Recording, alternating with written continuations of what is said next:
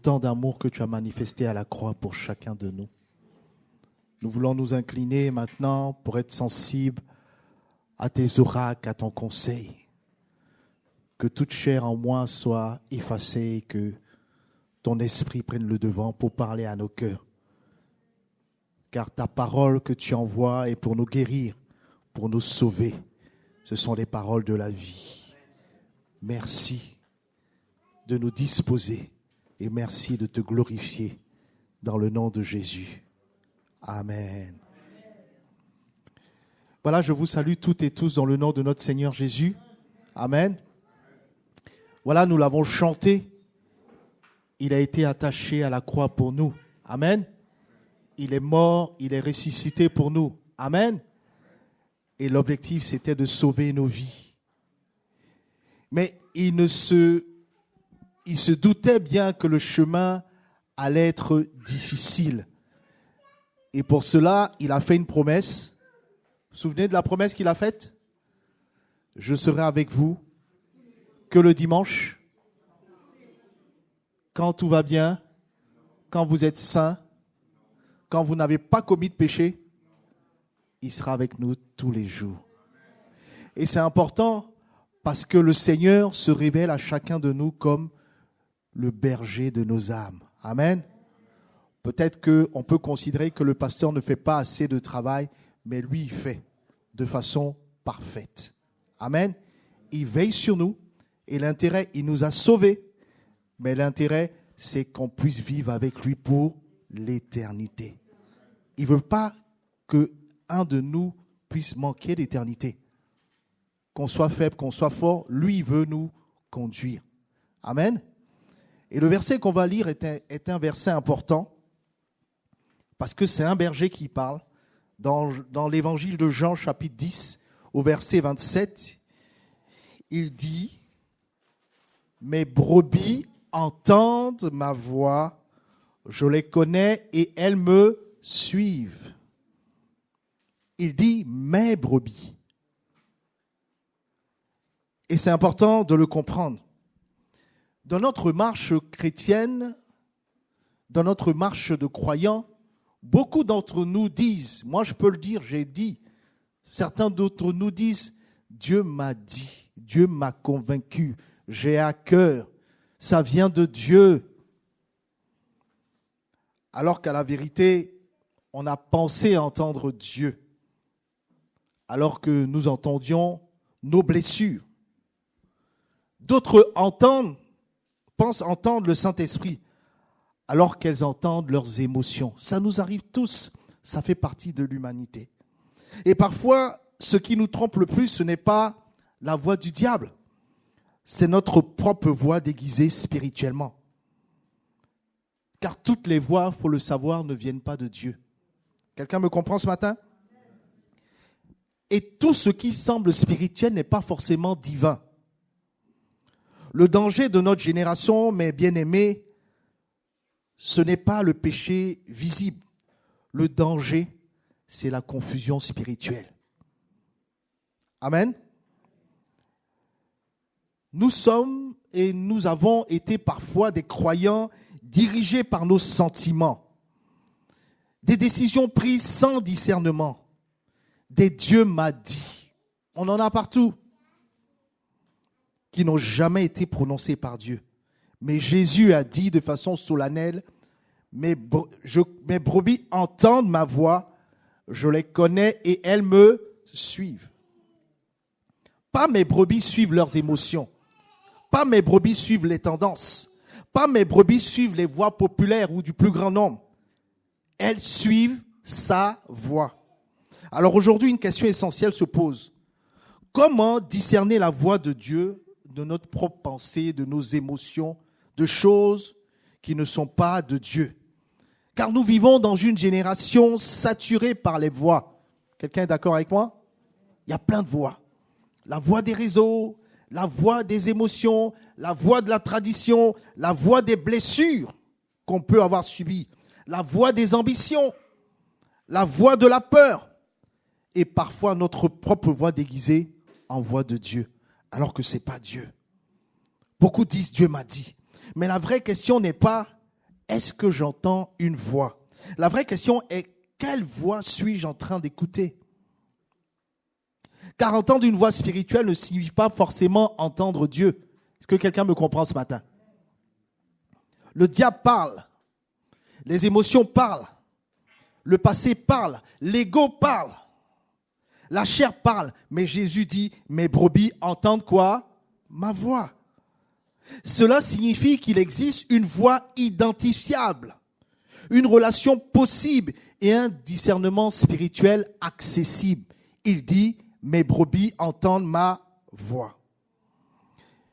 Bien aimé, il faut comprendre que la voix de Dieu porte toujours la nature de Dieu. Est-ce que quelqu'un me comprend ce matin? La voix de Dieu porte toujours la nature de Dieu.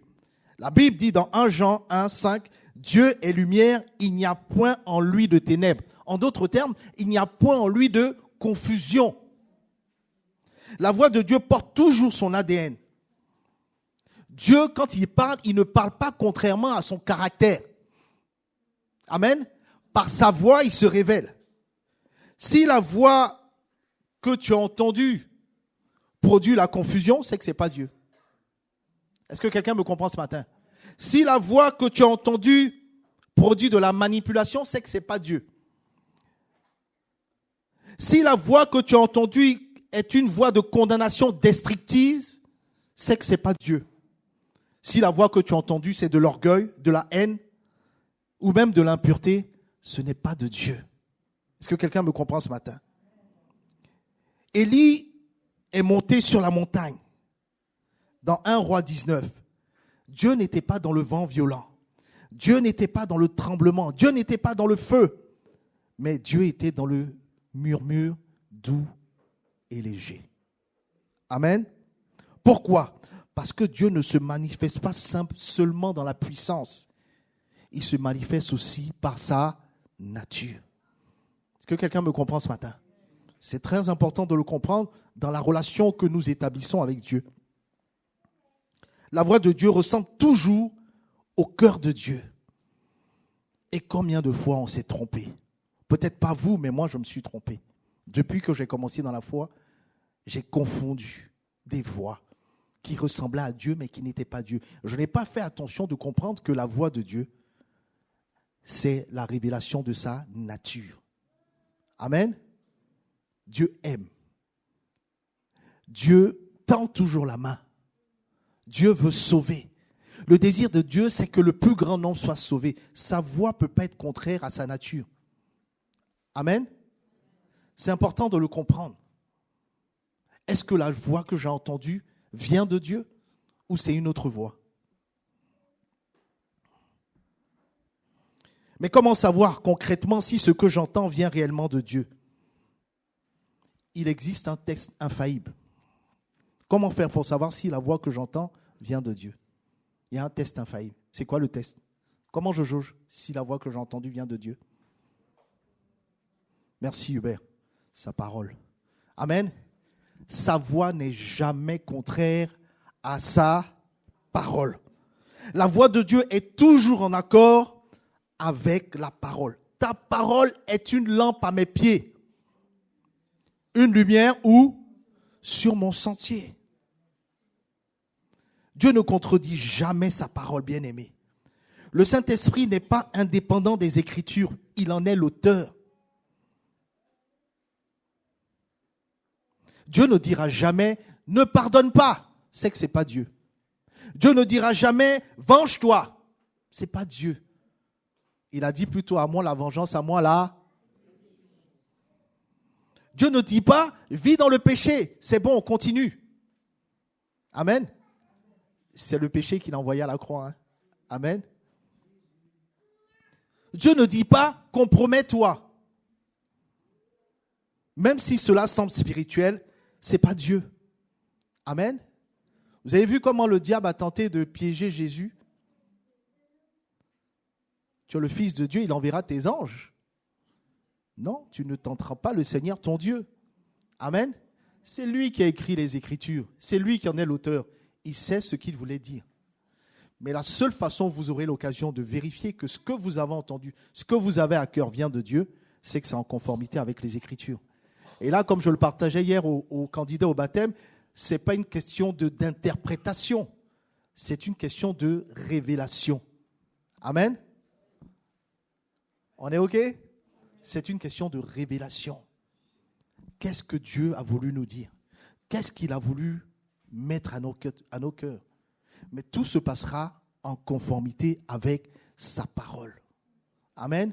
Ça, c'est un test qui est infaillible et de génération en génération qui ne faillit pas. Vous savez, il y a la garantie de Dieu, c'est sa parole. Il fait tout selon sa parole. Il ne contredit pas sa parole. Amen. Dans le monde de confusion qu'il y a, les doctrines, les tendances, les sensibilités spirituelles, religieuses, il faut revenir à la parole. Le diable, comme je vous le disais, a parlé à Jésus, il a même utilisé les Écritures. Mais Jésus discerne parce qu'il connaît profondément la parole. Je veux encourager quelqu'un, tu veux savoir ce que Dieu pense de toi, ce que Dieu a comme projet pour toi, comment Dieu veut te conduire dans ta vie, il faut que tu sois connecté à sa parole. Peut-être que tu ne comprends pas tout dans la parole, mais c'est lui le bon berger qui te conduira avec sa parole. Moi, j'ai grandi dans une église qui avait une certaine façon de concevoir la parole, de l'interpréter. Il fut un temps où le Seigneur a fait une mise à jour. Pas que tout était faux, mais il a recadré, il a recentré en mettant en avant l'interprétation du Saint-Esprit. Amen. C'est le Saint-Esprit qui permet de comprendre. Des doctrines existent, mais elles ne sont pas de Dieu. Amen.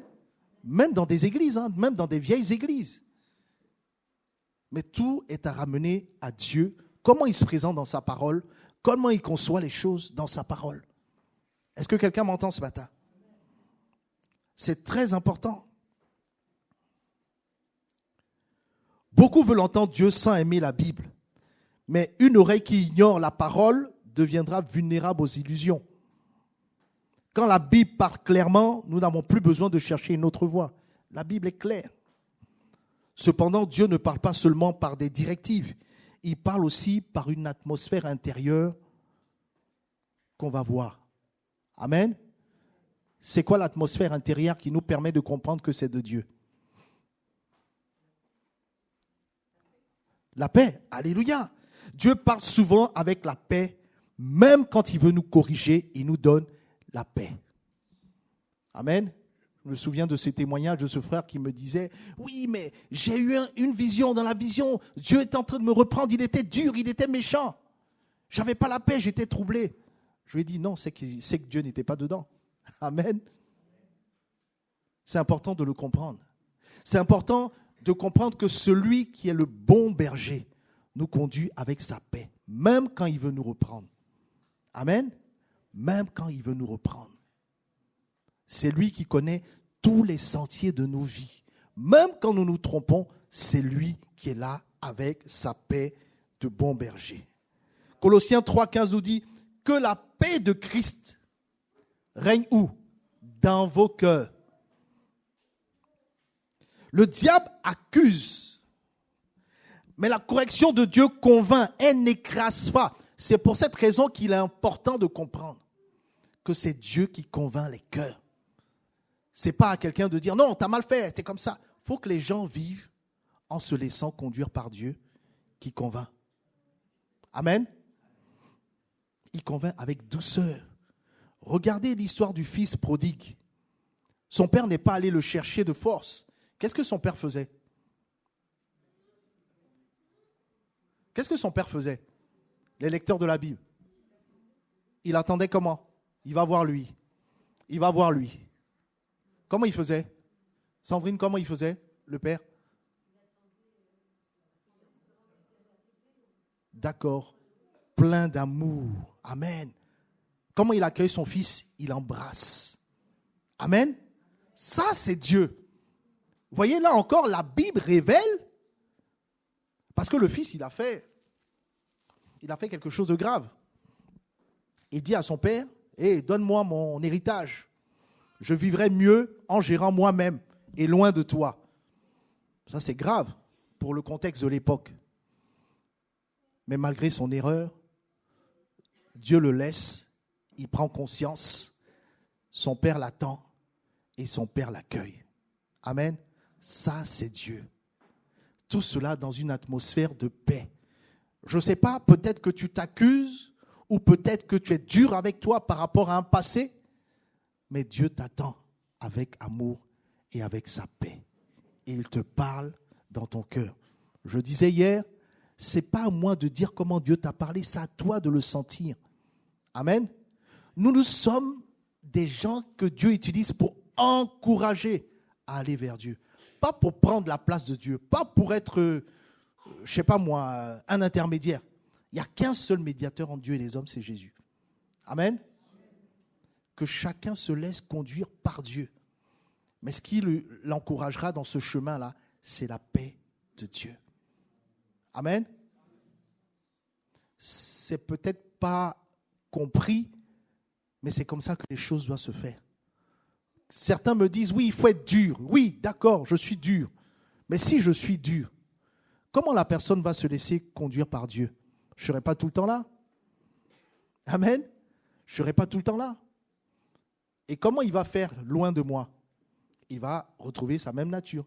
Alors que s'il est convaincu par Dieu, où qu'il aille, il se laissera conduire par Dieu. Et Dieu veut le conduire jusque dans l'éternité. Pas jusqu'à l'église les dimanches à Bar-le-Duc. Est-ce que quelqu'un me comprend ce matin? La paix de Dieu favorise toutes ces choses. Dieu restaure. Dieu n'écrase pas, il restaure. Même si tu es dans la boue du péché, avec sa paix, il prend le temps. La voix de Dieu peut être ferme, mais elle porte toujours l'espérance. On va y arriver. Durant le ministère de Jésus, qu'est-ce qui s'est passé? Il a restauré des femmes adultères. Est-ce qu'il a accusé? Est-ce qu'il a condamné? Souvenez-vous de Zachée et de tous ces hommes. La Bible dit qu'ils fréquentaient des hommes de mauvaise vie pour les attirer par la paix, par l'amour. Amen. Pierre, après son reniement, Pierre a échoué gravement. Après avoir passé 3 ans avec Jésus, matin et soir, il était tout le temps avec Jésus. Et il a le toupet alors que Jésus l'avait prévenu. Claudine, tu te rends compte? Jésus l'avait prévenu. Avant le chant du coq, tu m'auras trahi 3 fois. Mais malgré ça, il a bien trahi. C'est fini là. Si c'était nous, c'est fini là. Oh, il a fait assez de fautes, c'est terminé. Il n'est plus digne d'être dans l'assemblée. Il n'est plus digne d'être pasteur. Il n'est plus digne d'être un chrétien. Il n'est plus digne. Nous, c'est comme ça dans notre génération. Mais Jésus ne vient pas pour l'humilier. Il vient pour le restaurer. Il lui dit, Pierre, est-ce que tu m'aimes? Même dans la correction, il y a de la paix. Pierre, est-ce que tu m'aimes? Pierre était tellement choqué qu'il en pleurait. Seigneur, tu sais toutes choses. Mais il découvrait la nature de Dieu. Il découvrait la voix de Dieu. Amen. Même dans la correction de Dieu, il y a de la paix. Mais attention, la paix n'est pas toujours l'absence de combat. Parfois, Dieu nous conduit dans une bataille, mais avec une paix surnaturelle. J'ai entendu des témoignages des gens qui disent « C'est un combat, c'est un désert, c'est difficile, mais j'ai une paix. » Oui, c'est le Seigneur qui te conduit. Amen. La voix de Dieu peut troubler nos plans, mais elle ne détruit jamais notre âme. Tu avais promis de faire comme ça, mais Dieu, non, il préfère que tu fasses autrement. Pas pour te détruire, parce qu'il sait où il te conduit. Mais voici le danger. Nous voulons souvent que Dieu parle fort, alors que Dieu ne parle pas toujours fort. Il parle de façon subtile. Dans 1 Roi 19, 12, il est écrit « Après le feu, un murmure doux et léger. » Bien-aimé, Dieu n'est pas toujours obligé de crier. Ainsi parle l'Éternel. Non, il peut le faire, mais il ne le fera pas tout le temps. Amen. Pourquoi? Parce que l'intimité entend les murmures. Le problème n'est pas toujours que Dieu ne parle pas. Le problème est parfois le bruit qu'on a autour. Le problème, c'est parfois l'agitation, la distraction, l'impatience. Est-ce que quelqu'un m'entend ce matin? Samuel a entendu la voix dans la nuit. Il croyait que cette voix était celle d'Élie, le souverain sacrificateur. Pourquoi? Parce qu'il ne connaissait pas encore la voix de Dieu. Le discernement s'apprend dans la relation qu'on établit avec Dieu. Plus tu marches avec quelqu'un, plus tu reconnais sa voix, même sans effort. Je sais que ça, c'est mon père. Je sais que ça, c'est mon ami. Je sais que ça, parce que j'ai appris à connaître sa voix. Je connais mes brebis, elles entendent ma voix et me suivent. Parce qu'elles ont appris à reconnaître ma voix. Même si je suis subtil, mais elles ont appris à reconnaître ma voix à l'intérieur d'une relation. Amen. Bien-aimés, les oreilles spirituelles se développent dans l'intimité, pas dans la précipitation, dans l'intimité. Je peux m'adresser aux anciens dans la foi, mais vous n'avez pas compris la voix de Dieu au début, vous avez tâtonné, comme nous aussi on a tâtonné. Et au fur et à mesure qu'on marche fidèlement avec Dieu, on apprend à reconnaître la voix de Dieu. Je connais mes brebis, elles entendent ma voix, pas en un seul coup. Elles apprennent à connaître ma voix. Amen. Mais attention, certaines voix intérieures ressemblent à Dieu, alors qu'elles viennent simplement de nos émotions. Ça vous arrive ou pas? Non, il n'y a qu'à moi que ça arrive. Merci Jean-Étienne, on est deux. Les émotions peuvent imiter la voix de Dieu. Oui, les émotions peuvent imiter la voix de Dieu. Jérémie 17, 9 nous dit, le cœur de l'homme est tortueux par-dessus tout. C'est-à-dire, le cœur de l'homme est capable de fabriquer des choses terribles, alors que ce n'est pas de Dieu. Parfois, notre peur parle et prend une voix qui n'est pas de Dieu. Parfois, notre désir parle. J'ai tellement envie de ça, oui, mais le Seigneur m'a dit, non, c'est ton désir qui t'a dit. Notre solitude parle. Notre ambition parle et nous disons, Dieu m'a parlé. Jonas, Dieu lui dit, va à Ninive. Il voulait fuir Ninive. Il aurait pu justifier émotionnellement sa décision. Mais ce n'était pas Dieu. Il fuyait parce qu'il ne voulait pas y aller. Les signes d'une voix émotionnelle, lorsqu'on est impulsif, lorsqu'on est dans la confusion, lorsqu'on est dans une urgence excessive, lorsqu'on veut justifier les choses de façon charnelle, Dieu n'est pas dedans. Lorsque c'est dans l'instabilité, tout ce qui est ressenti profondément n'est pas forcément spirituel. L'émotion peut s'en charger. Est-ce que quelqu'un me comprend ce matin? Une émotion intense n'est pas toujours une révélation divine. Hein? Alors comment savoir? Quelqu'un me dira, mais comment savoir, pasteur? Comment savoir avec certitude ce qui vient de Dieu? Mais bien aimé, le temps révèle souvent l'origine d'une voix. Avec le temps, on comprend que ce n'est pas de Dieu. Car la voix de Dieu supporte l'épreuve du temps. Il dit lui-même, dans Matthieu 24, 35, « Le ciel et la terre passeront, mais mes paroles ne passeront point. » La vraie parole de Dieu ne meurt pas avec l'émotion du moment. Ce qui vient de Dieu demeure. Ce qui vient de Dieu mûrit. Ce qui vient de Dieu résiste aux saisons. Regardez Joseph. Dieu lui fait une promesse. Dieu lui fait une promesse à travers un songe. Mais regardez l'épreuve. Est-ce que c'est Dieu qui lui a parlé? Mais il a pu voir que c'est Dieu qui lui a parlé avec le temps, avec l'épreuve du puits, avec l'épreuve de l'esclavage, avec l'épreuve de la prison. La voix de Dieu transcende toutes ces choses. Amen. Mais Dieu lui parlait à travers le rejet de sa famille, à travers la prison, à travers l'attente. Dieu lui parlait. La Bible dit que la bonne main de Dieu était sur lui. la parole de Dieu survit au temps. Je veux le dire à quelqu'un, certaines paroles disparaissent après 3 jours parce qu'elles étaient émotionnelles. J'ai à cœur de faire ça, mais avec 2-3 jours, c'est fini. J'ai plus envie. Ce qui vient de Dieu résiste à l'usure du temps. Et souvent, dans sa grâce, Dieu ne nous laisse pas seuls avec une impression intérieure. Dieu ne nous abandonne pas à nos émotions. Amen. Dieu confirme souvent sa voix. Regardez ce qu'il est dit dans 2 Corinthiens 13, verset 1. C'est Paul qui parle.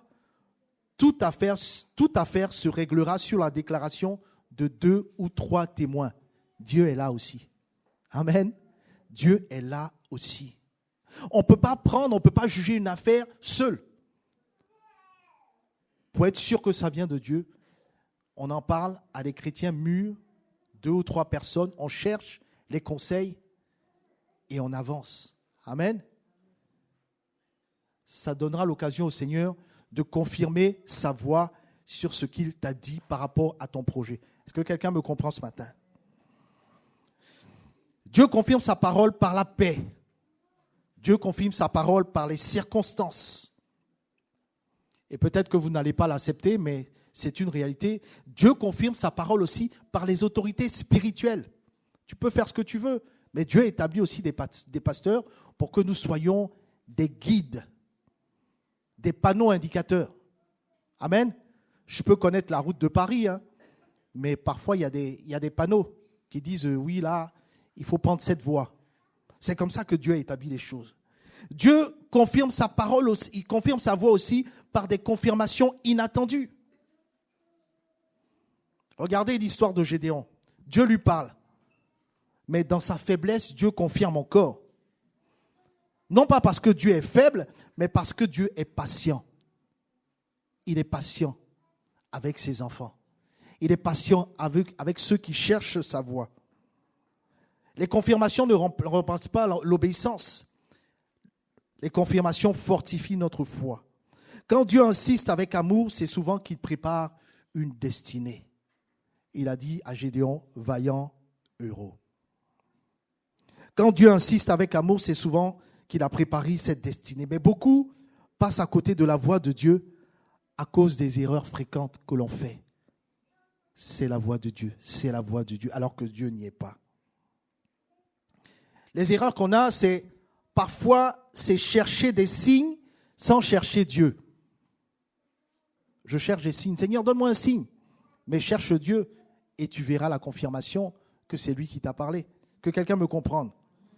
On veut souvent une direction de Dieu sans une relation avec Dieu. Amen. On confond souvent désir personnel et volonté divine. Voilà, moi je veux que ce soit comme ça, mais quelle est la volonté de Dieu? Cherchez d'abord le royaume de Dieu et sa justice, et le reste vous sera donné. Parfois, lorsqu'on refuse la correction, c'est une erreur. On refuse la correction. Non, moi j'ai compris, c'est à moi que Dieu a parlé et c'est à personne d'autre. Je suis sûr que c'est la voix de Dieu. Mais Dieu peut amener la correction pour que tu comprennes mieux. Amen. Une personne qui refuse d'être corrigée deviendra vulnérable à l'illusion spirituelle. L'un des pièges aussi qu'on a, c'est que on veut des réponses immédiates. Je veux qu'il me réponde tout de suite. Alors que Dieu parfois parle de façon progressive. Regardez Abraham. Est-ce que Dieu lui a dit que tu iras à Canaan? Non. Il a dit, quitte ton pays, la maison de ton père, dans le pays que... Avec Dieu, c'est comme ça. Il ne donne pas tout le plan. Il veut que tu apprennes à dépendre de lui, que nous apprenons à dépendre de lui, à marcher avec lui de façon progressive. Amen.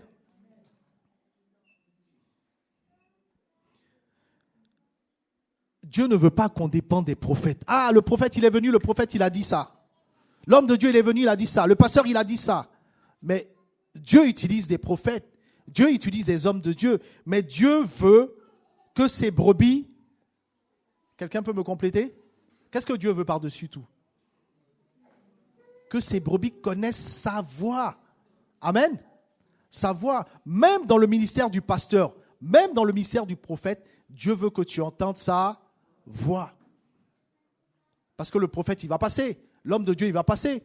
Mais Dieu veut une relation avec toi, avec moi, une relation éternelle. Amen. Le discernement ne grandit pas dans l'excitation spirituelle. Oh, il a dit ça. Mais le discernement grandit dans la maturité spirituelle. Je n'avais pas compris, j'ai mieux compris avec le temps ce que le Seigneur voulait et attend de moi. Alors, comment devenir sensible à la voix de Dieu? Comment je peux arriver à être sensible à la voix de Dieu? Bien-aimé, en passant du temps dans la présence de Dieu, c'est très important. La familiarité produit la reconnaissance. Parce que, quand je dis familiarité, entendez-moi, hein, quand je prends le temps de passer du temps dans la présence de Dieu, même chez toi, dans des temps de louange, dans des temps que tu m'as à part, dans des temps de jeûne, dans des temps de réunion de prière, j'apprends au fur et à mesure à connaître la voix de Dieu. Un autre élément qui est important, c'est quand j'apprends à méditer la parole de Dieu quotidiennement. Méditer, ce n'est pas simplement lire, mais c'est se poser la question, mais Seigneur, qu'est-ce que tu veux dire à mon cœur? Je lis cette histoire, mais qu'est-ce que tu veux me dire? Je lis un texte, mais qu'est-ce que tu veux me dire? À le faire progressivement, on apprend à être sensible à la voix de Dieu. On développer aussi une vie de prière sincère. Je ne veux pas prier dans des mots traditionnels. Je veux prier en laissant mon cœur sincèrement à Dieu, comme David l'a fait. Aussi en apprenant à se taire. Franchement, la prière, ce n'est pas que parler. C'est que apprendre à se taire. Parle, Seigneur. Ton serviteur écoute. Parce que certaines réponses, viennent dans le silence. Une des choses qui participe à rendre sensible à la voix de Dieu, c'est obéir rapidement aux petites instructions. Si Dieu te demande de faire ça, fais-le. Ne le mets pas à plus tard. Parce que ça va te rendre sensible. Si tu n'obéis pas, il ne te donnera pas d'autres instructions et tu ne comprendras rien. Amen. L'obéissance augmente la clarté spirituelle. Abraham a entendu Dieu et il a obéi aussitôt. Puis Dieu parle encore. Parce que Abraham a appris à obéir dans des petites choses. La désobéissance brouille la voix de Dieu. Est-ce que quelqu'un m'entend ce matin? Dieu révèle davantage à ceux qui obéissent plutôt qu'à ceux qui savent déjà. Je rembobine. Dieu révèle davantage à ceux qui obéissent plutôt qu'à ceux qui savent déjà. Si tu sais déjà, tu n'entendras pas la voix de Dieu. Et ça te rendra moins sensible à sa voix. Pour conclure, je vais m'arrêter là. Je veux dire à quelqu'un, je veux me dire à moi-même, Dieu parle encore. Amen. Dieu parle encore et Dieu ne veut pas laisser ceux qui le suivent, ceux qui l'aiment, ceux qui le cherchent, marcher dans la confusion. Le problème n'est pas le silence de Dieu, le problème est souvent le bruit de notre chair, l'agitation du monde ou le manque d'intimité. Jésus dit, mes brebis entendent ma voix, pas seulement les pasteurs. Il n'y a pas que nous, c'est le défi de chacun des chrétiens. Pas seulement les prophètes, pas seulement une élite spirituelle. Dieu parle à qui? À ses brebis. Amen. C'est important de le comprendre, c'est important de l'intégrer parce que Dieu ne veut pas te laisser dans les ténèbres. Il ne veut pas te laisser te perdre. Il ne veut pas te laisser dans la confusion. Il ne veut pas te laisser que quelqu'un te trompe. Amen. C'est important. Ce matin, tu es peut-être dans la confusion. Tu es peut-être perdu par rapport à ta vie, par rapport à tes projets, par rapport à ce qui est devant toi. Tu es peut-être confus par rapport à ces choses. Tu as suivi ta propre voie pendant longtemps. Tes émotions t'ont égaré. Ou bien tu t'es éloigné de Dieu. Mais le bon berger t'appelle encore. Il ne veut pas seulement te donner des instructions, il veut te donner une relation. Aujourd'hui, entends la voix de Dieu et renonce à l'indépendance. Sois dépendant de Dieu, renonce à la confusion, renonce aux voix étrangères et décide. Dis-le au fond de toi-même. Seigneur, je veux apprendre à reconnaître ta voix. Dis-le dans ton cœur. On va prier le Seigneur si vous voulez bien. Père éternel, au nom de Jésus, je prie pour chaque personne qui entend cette parole ce matin. Que toute confusion spirituelle tombe maintenant dans le nom de Jésus. Que les voix étrangères qui nous ont conduits dans la confusion perdent leur influence. Je déclare l'ouverture des oreilles spirituelles. Je déclare le discernement, la sensibilité au Saint-Esprit, la clarté dans les décisions, la paix de Dieu dans les cœurs. Que toute peur, toute manipulation émotionnelle, tout mensonge et l'ennemi soient brisés ce matin au nom de Jésus. Je prophétise une nouvelle intimité avec Dieu. Que des hommes et des femmes entendent clairement la voix du bon berger. Que les destinées bloquées par la confusion soient restaurées. Que les cœurs reviennent à l'obéissance. Et que cette génération de croyants que nous sommes devienne une génération qui connaît véritablement son Dieu. Tu n'es pas un Dieu muet, tu es le Dieu qui parle, le Dieu qui révèle, le Dieu qui conduit ses enfants. Seigneur, déracine les décisions charnelles, brise les attachements qui empêchent d'entendre ta voix. Que toute idolâtrie cachée tombe maintenant. L'orgueil, l'obsession du contrôle, la peur de perdre, la dépendance aux hommes, la dépendance aux signes.